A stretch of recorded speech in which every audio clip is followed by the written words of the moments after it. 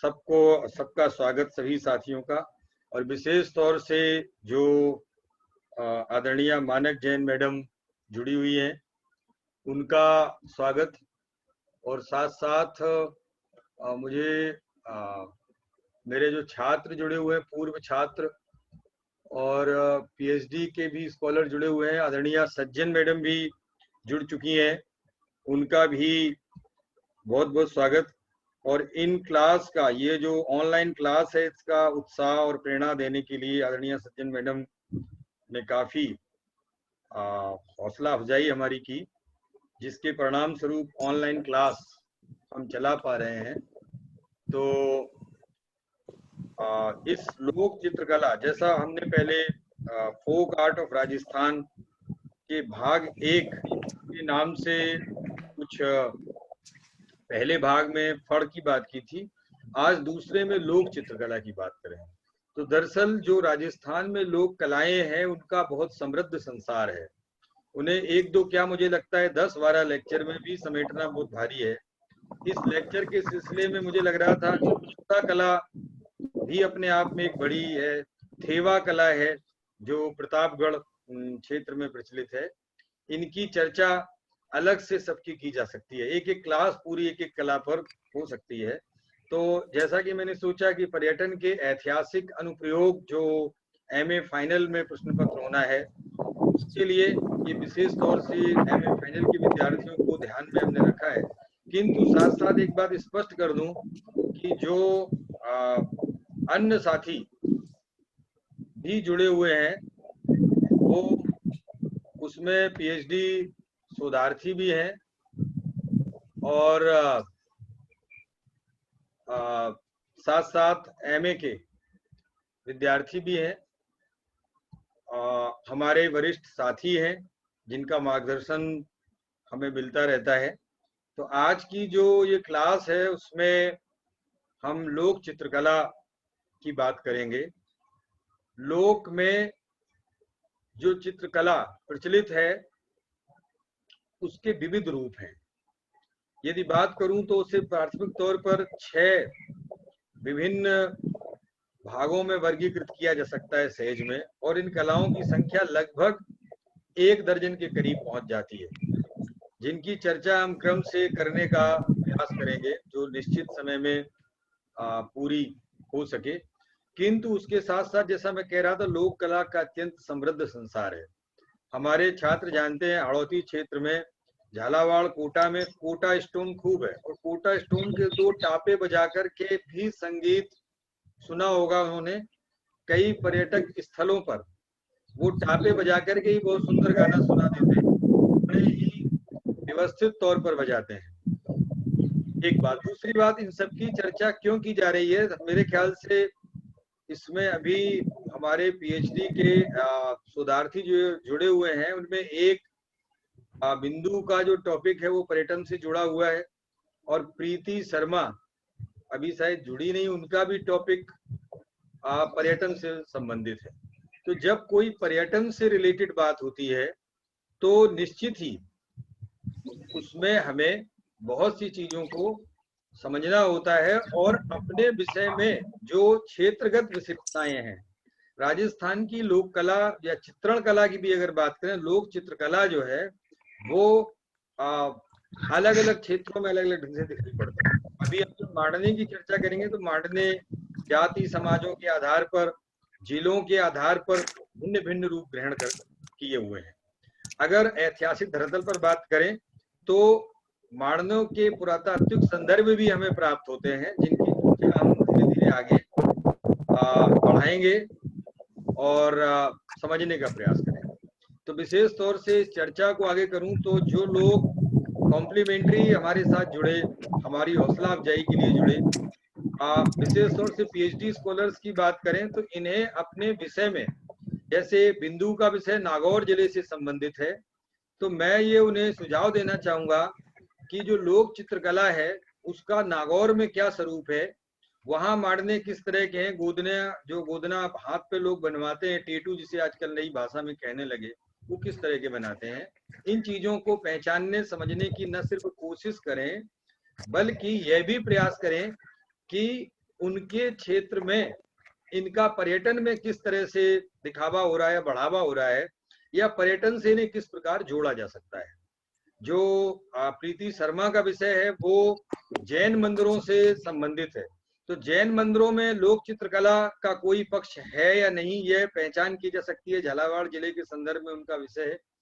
साथ साथ ये कि अन्य जो जैन समाज है, वो जैन धर्मावलंबी, वो इनका प्रयोग किस तरह से करते हैं, ये भी हमें देखना समझना चाहिए। अब जो इसका स्वरूप है उसमें मैं आगे चर्चा करूं तो इसमें जो खास तौर से हम ये पाते हैं कि जो कला है वो भूमि एवं भित्ति चित्रण, भित्ति का मतलब दीवाल, यानी दीवालों पर या उस तरह के ऊंचाई की जगह पर जो चित्रण है, और भूमि पर वो है जिसमें दो तरह का चित्रण अमूमन लोक चित्रकला में न सिर्फ भूमि और भित्ति में बल्कि अन्य संदर्भों में दिखाई पड़ता है। पहला आकारादि चित्रण, जिसमें पशुओं के, मनुष्यों के, देवताओं के, पेड़ पौधों के ऐसे चित्रण होते हैं जिन्हें हम सहज में पहचान लेते हैं कि भाई ये चित्र घड़ी का है, ये चित्र गाय का है, ये चित्र में ऊंट है। कुछ चित्रण सांकेतिक होते, अमूर्त चित्रण भी है। तो पहला जो एक डिवीजन हमारे पास वर्गीकरण है वो ये लोक चित्रकला का, कि आकारादि चित्र हैं और अमूर्त चित्र हैं। अब इसका जो धरातल है वो प्रयोग, जैसे जो भूमि पर चित्रण है उनमें मांडना प्रमुख रूप से दिखाई पड़ता है, जिसकी चर्चा भी हम आगे करेंगे मांडने की। और भूमि के अलावा भित्ति पर जो चित्रण है वो विभिन्न प्रकार का है, जिसमें संज्ञा जो बनाई जाती है, कहते हैं कि वृंदावन से संज्ञा यहाँ आई, लेकिन ऐसा मुझे बहुत उचित प्रतीत नहीं होता है। संज्ञा राजस्थान के ज्यादातर जगह आपको भिन्न भिन्न रूपों में मिलेगी। हम इन सब की क्रम से चर्चा करेंगे। कपड़े पर जो चित्रण है उसमें फड़ की कल बात हो चुकी थी। पट चित्रण फड़ है, फड़ के अलावा बातिक का भी चित्रण कपड़े पर ही होता है। इसमें पिछवाई को भी शामिल कर सकते हैं कपड़े पर चित्रण पर। कागज पर भी चित्रण है।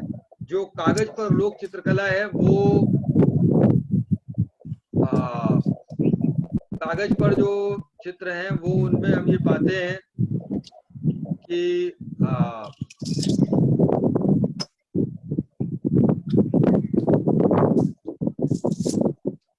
म्यूट अपने को रखें, थोड़ा सा खड़खड़ाहट हो रही जिससे कंसंट्रेशन थोड़ा सा बिगड़ रहा है।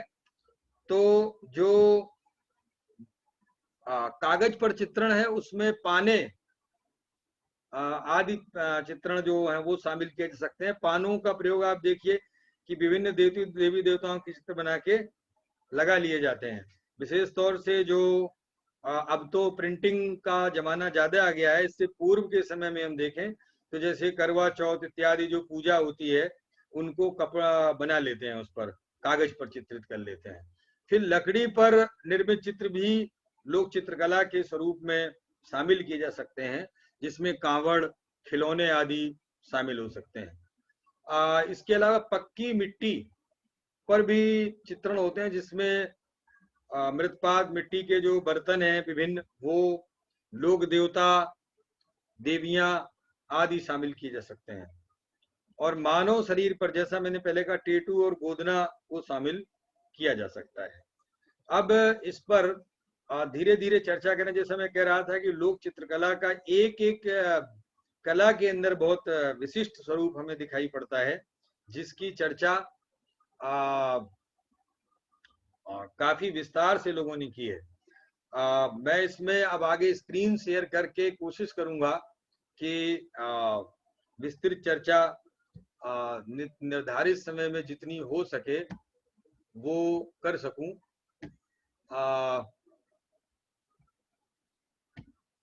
ये मैं स्क्रीन शेयर जो कर रहा था, ये इसमें लोक चित्रकला जो है उसमें हमने विशेष तौर से ये जो पीडीएफ तैयार किया है, इस पीडीएफ में मारने का ही चित्रण है। तो जैसा कि मैं आपको बता रहा था कि राजस्थान की चित्रकला के दो स्वरूप प्राय हमें दिखाई पड़ते हैं, जिसमें एक तो दरबारी चित्रण का है, दूसरा लोक कलात्मक है। इन दोनों के बीच में भित्ति चित्रण को भी रखा जा सकता है। जो प्रथम लोक कलात्मक स्वरूप है वो धर्म स्थानों पर, विभिन्न धार्मिक स्थलों पर, विभिन्न जाति समाजों में प्रचलित रहा, एवं जो दरबारी चित्रण है वो सामंती परिवेश में दिखाई पड़ता है। आदिकाल से लेकर आज तक राजस्थान में लोक चित्रकला की समृद्धशाली परंपरा रही है। चित्रकला सहित समस्त लोक कलाएं लोक जीवन के उत्सव, उल्लास एवं मनोविज्ञान का परिपक्व प्रतिबिंब कही जा सकती हैं। ये कलाएं आदिम काल से आज तक सांस्कृतिक एवं धार्मिक विकास यात्रा में लोक मानस का प्रतिबिंब पहचानने में सदैव सहायक रही हैं। जैसा कि मैं आपको कह रहा था कि पुरातात्विक संदर्भ भी हैं, उनकी कुछ एक हमने जो एकत्रित कर पाई वो आपको अभी हम स्लाइड्स दिखाते जाएंगे। इसी दृष्टि से राजस्थान की लोक चित्रकला के विभिन्न स्वरूपों एवं उनके अतीत के संदर्भों की ये चर्चा की जा रही है। यद्यप राजस्थानी लोक चित्रकला की जो समृद्धशाली परंपरा रही है उसमें भूमि भित्त एवं छतों पर चित्रण, कपड़े पर निर्मित पट चित्र, फड़ पिछवाई, लकड़ी पर निर्मित चित्र, कावड़ खिलौने, पक्की मिट्टी पर निर्मित चित्र, मृदभांडों पर अंकन, लोक देवता देवियों एवं खिलौने, मानव एवं पशु शरीरों पर चित्र गोदना, मेहंदी आदि उल्लेखनीय है। भूमि एवं भित्त चित्रों को अध्ययन की सुविधा के लिए निम्नांकित दो भागों में विभाजित कर सकते हैं। जैसा प्रारंभ में हमने आपको बताया था, अमूर्त, सांकेतिक, ज्यामिति, मांडना, सांझी आदि, और आकारादि वाले चित्रण जिसमें पशु चित्र हैं, मानव आकृतियां हैं, देवताओं के चित्र हैं जिसमें देवरा, पथवारी आदि शामिल किए जा सकते हैं। राजस्थान में भित्ति चित्रण की परंपरा आदिकाल से रही, प्राचीन काल से रही है। भरतपुर में दर एक जगह वैर के पास, कोटा के अलनिया, झालावाड़, बारा, बूंदी जिले के विभिन्न स्थलों में स्थित चंबल के शैलाश्रियों जो शैल ग्रह हैं के रेखांकनों में सहज आदिम जो जीवन की सुगंध मिलती है वो राजस्थान की विभिन्न जाति जनजाति समाजों में आज भी दर्शनीय है। बांसवाड़ा, डूंगरपुर, माउंट आबू के कांठे में भील, गिरासिया, सिटारिया, बागरिया और सवाई माधोपुर के मीणा जाति के विभिन्न गांव जैसे जीनापुर, कुस्तला, गंभीरा, बेगमपुरा, मुई, एकड़ा आदि में माड़ने देखते ही बनते हैं। यद्यप राजस्थान ही नहीं अपितु अन्य प्रदेशों में भी इन ज्यामिति आकारादि चित्रण की परंपरा मिलती है। बंगाल में अल्पना, गुजरात में साथिया, बिहार में अहपन, महाराष्ट्र में रंगोली, भोजपुरी में थापा, तेलुगु में मोगू, केरल में अत्तापू, तमिल में कोलम, उत्तर प्रदेश में सोन या चौक पूर्णा आदि कहलाता है। यद्यप उत्तर प्रदेश के विभिन्न अंचलों जैसे बुंदेलखंड, ब्रज, पूर्वी क्षेत्र में पुनः इसके नामकरण में भिन्नता मिलती है।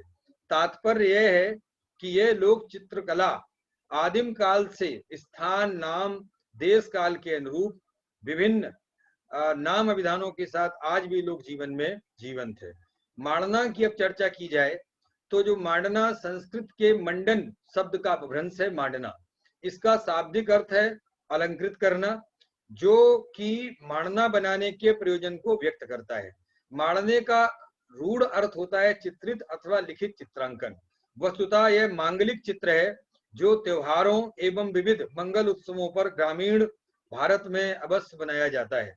चौक पूर्णा हम समझते हैं उत्तर से दक्षिण भारत तक कहीं भी जाइए किसी शुभ अवसर पर चौक पूर्णा जिसे बोलते हैं, या जिसको हम कहते हैं आज भी जब कोई हमारे कॉलेज में भी अतिथि आता है तो हम उसके लिए जो सजावट करते हैं नीचे, वो मांडने की ही भांति हमारी छात्राएं बनाती हैं चित्र।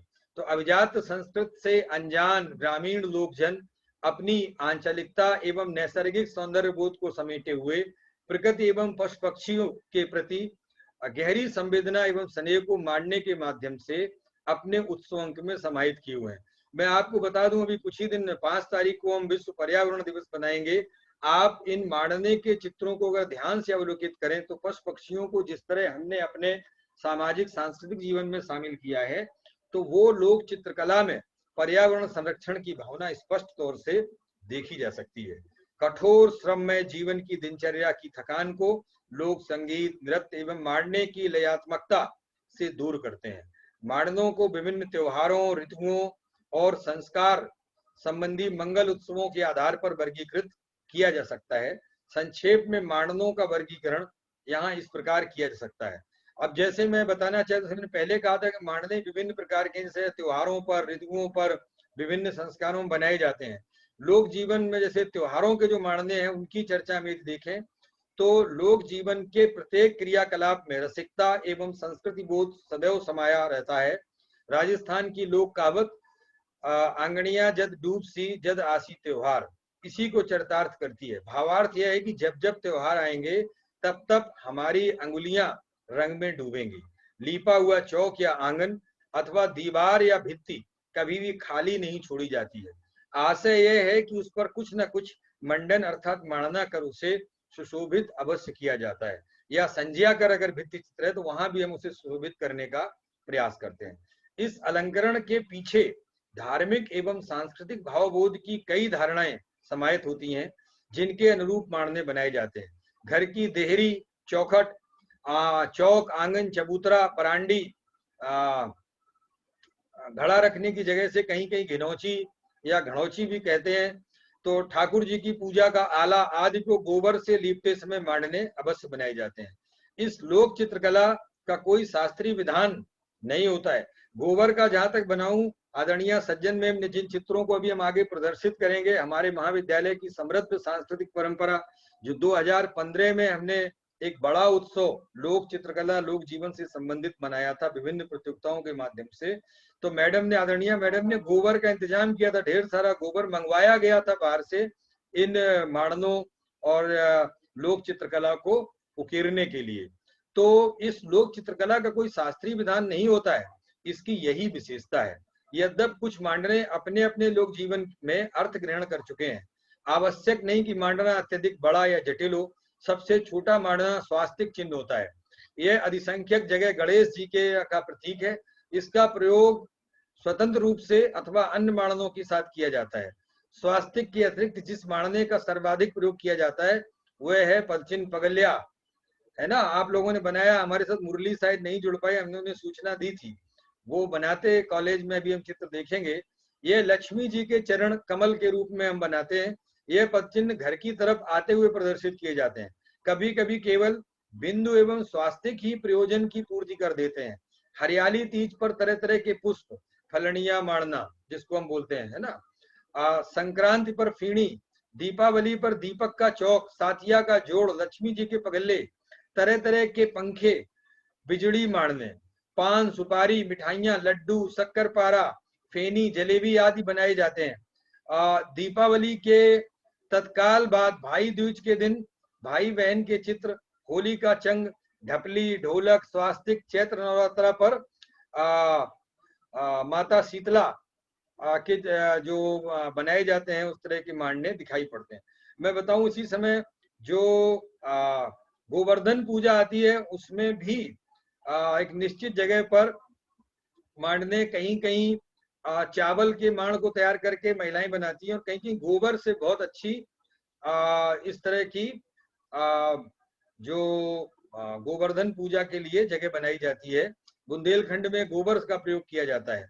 इसी प्रकार गणगौर है, धींगा गवर है, सूरज रोट है, आस माता की पूजा है, गोगा पंचमी है, नाग पंचमी है, शीतला अष्टमी है, ऋषि पंचमी है, करवा चौथ है, अहोई अष्टमी, गोवर्धन पूजा, देव उठनी एकादशी, माघी सप्तमी आदि त्योहारों पर राजस्थान सहित संपूर्ण देश का लोक जीवन अपनी अपनी आस्था एवं परंपरा के अनुरूप मांडने बनाता है।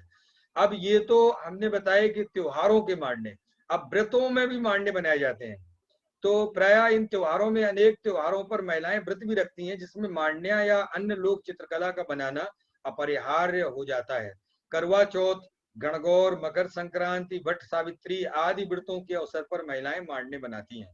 गणगौर के व्रत में महिलाएं एवं लड़कियां शिव पार्वती जो हैं वो ईश्वर और गौर से परिवार के मंगल की कामना करती हैं, और परिवार के मुखिया अपने पति की दीर्घायु की कामना करती हैं।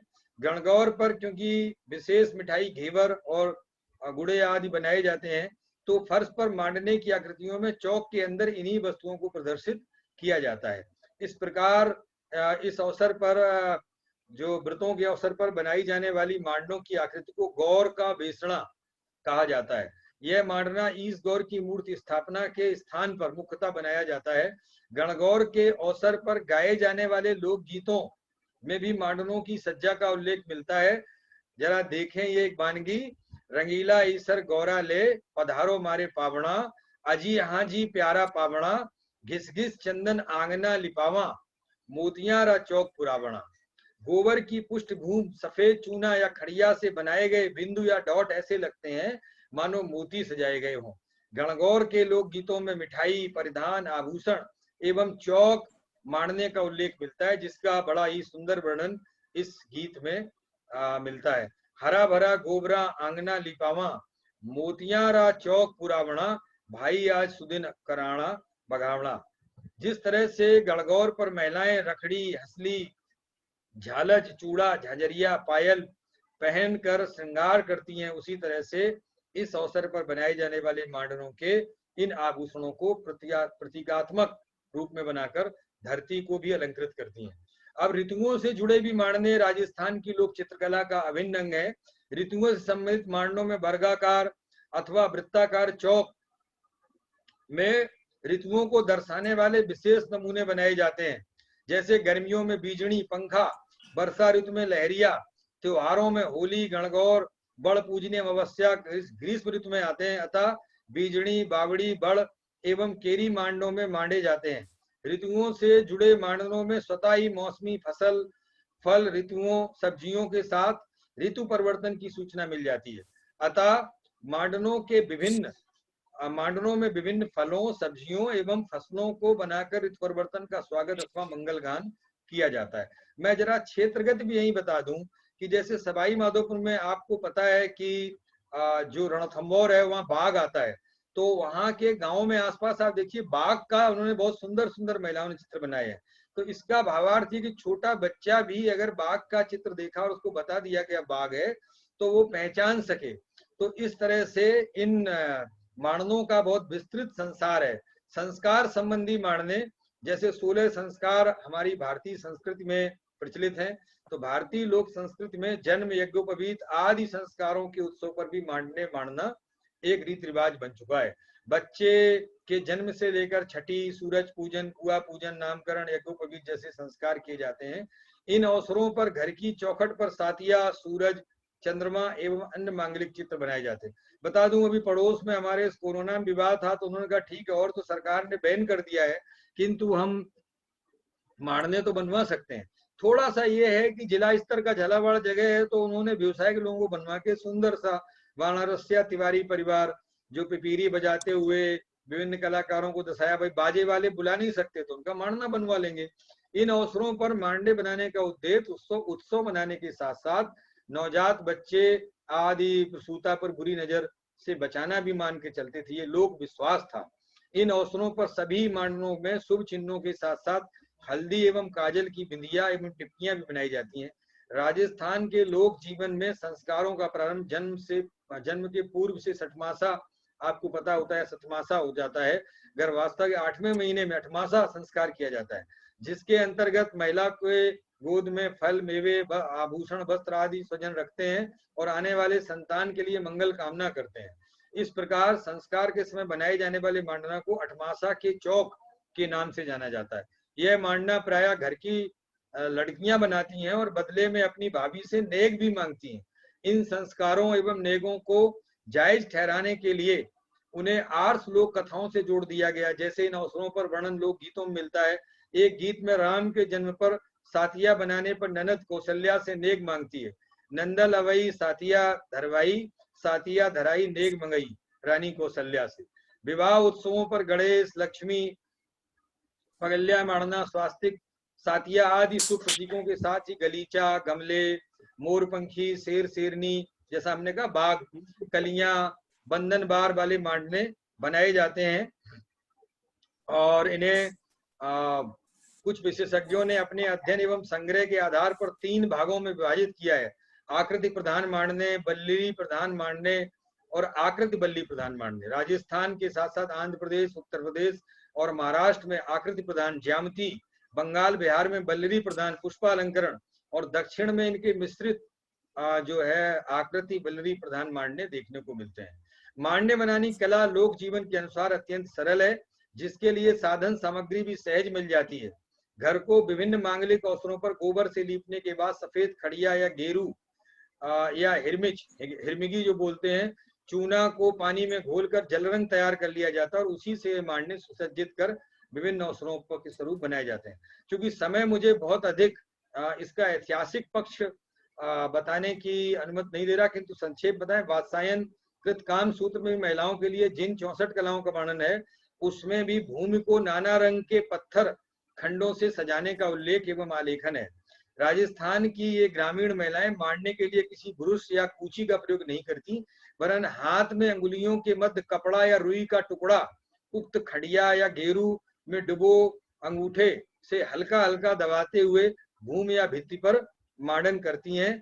प्रतीक होता है उन्हें अंगुलियों के स्पर्श से हृदय में डूबती उतराती उनकी कोमल भावनाएं आंगन के नए लयात्मक रूपाकार ग्रहण करती हैं। यही नए रूप में हमें ज्यामिति आकार उनके आधार पर उनके घरों परिवारों की अनादिकाल से गतिशील आस्था एवं संस्कार के दर्शन कराती है। यह ग्रामीण महिला इन सब शोध विश्लेषणों से तो अनभिज्ञ होती हैं, किंतु घर परिवारों की पीढ़ी दर पीढ़ी आस्था एवं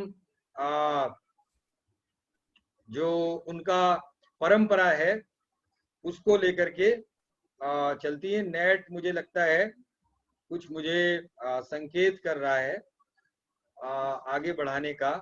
ये अभी इसमें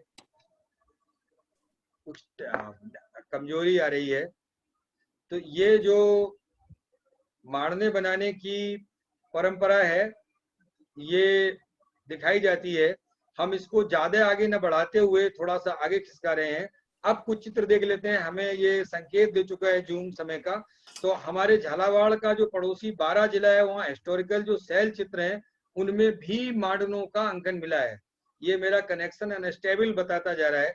ये मांडनों के जो चित्र हैं, ये छात्रों से मैं कहूँ इससे हमें इसका जो आदिकाल का स्वरूप है वो दिखाई पड़ता है। शैल चित्रों में इन मांडनों को आप देखिए, स्त्री पुरुष को कैसे ज्यामिति के माध्यम से बताने की कोशिश की है। ये देखिए स्त्री पुरुषों का चित्रण इसमें दिख रहा है पत्थरों पर, और ये घोड़ा जैसा कुछ आकृति पर बैठा व्यक्ति दिख रहा है। ये देखिए दूसरा चित्रण है।